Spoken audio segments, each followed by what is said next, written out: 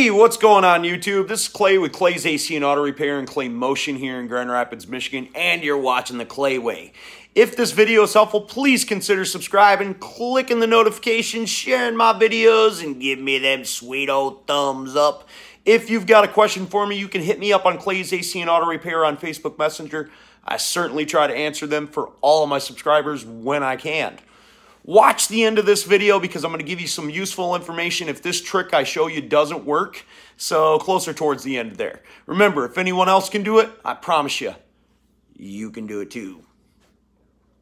So right behind me, right here, is a 2006 Chevy Equinox, Pontiac Torrent, Saturn Vue. They're all about the same, and if you own an Impala, say from 1998, Chevy Malibu from 1998 and on, or anything that's prior to 2011, let's say, maybe 2010, they started doing like the keys that are laser cut. You've probably experienced an ignition problem where you would put your key in there and it was real hard and you had to turn it really hard to get that thing to turn, and it almost broke on you.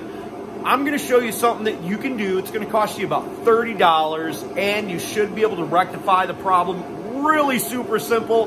Maybe take up an hour, hour and a half of your time, but only cost you $30, and you don't have to do anything but drive.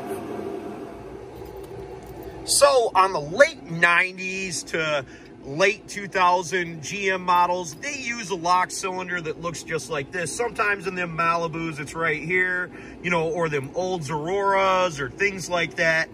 And you go to stick this key in here, and it's like it won't do anything. And then when it does finally turn, it's really hard, and it's probably getting worse over time. So we're going to show you how to rectify that without anything except for a trip to the dealership. Now, even at the dealership, this ain't gonna cost you much. You're gonna grab the title of your car, your driver's license. Whoever's name is on the title is who has to go down to the dealership, and for $30, they'll give you 2 brand new keys. I know what you were thinking. You're probably thinking this lock cylinder is bad, and if you look at this key, oh, that thing is worn out. That shouldn't work. And what would happen if we went down and duplicated this at the hardware store? Well, we'd get exactly what we took them, the same exact key, and it would still look like garbage. So if we take these 2 keys and we put them side by side, we can actually see that this key is worn down really bad. It's not got nowhere near as sharp of edges as the other key. This key is cut from the VIN, and that's part of the reason it cost you $30. At the dealership, these keys are about $7 a piece. That's the unprogrammed type. The other programmed type costs you about another $10 if it's, you know, necessary for it to be programmed. And they do that while you're waiting. We didn't even get an appointment, and we went in and we got these keys, and in 20 minutes we were out of there. They pulled the key code off of the VIN, and voila. Now I'm going to show you how this new key works over this old key. Now, just so you guys, I know you can't feel it the same way I can here, but if you stick this key in there, I'm going to stick it in there, and just barely put it in there, and it turns. I mean, easy as pie. There's nothing to it.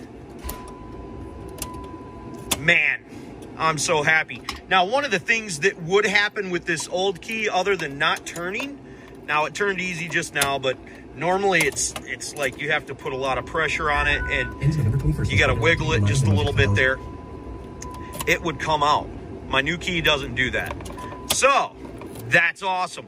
Now, another thing that I want to say to you guys at home that may be having trouble with these lock cylinders right here, all you got to do is wiggle the key, and sometimes I take my finger and I'll just pull it back, and you can't really describe it too easily on the video, but if we just pull it back a hair as we wiggle it, we're going to be able to get them little cylinders inside there to move up and down.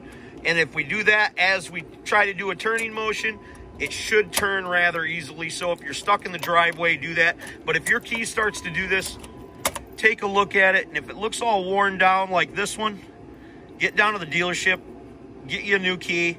You'll save yourself a lot of headache, because these are not easy to change. And you can't generally remove this lock cylinder unless you're able to turn this key no matter what you're working on. Doesn't even matter if it's forward. Most of the time you cannot remove the lock cylinder from the steering column or out of the dash without being able to turn the key.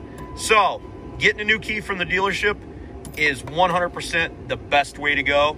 Try that first, and at the very least you might be out an extra $20 or $30, because I ended up buying 2 keys and it cost me 30 bucks, but you're going to save some time and save some money.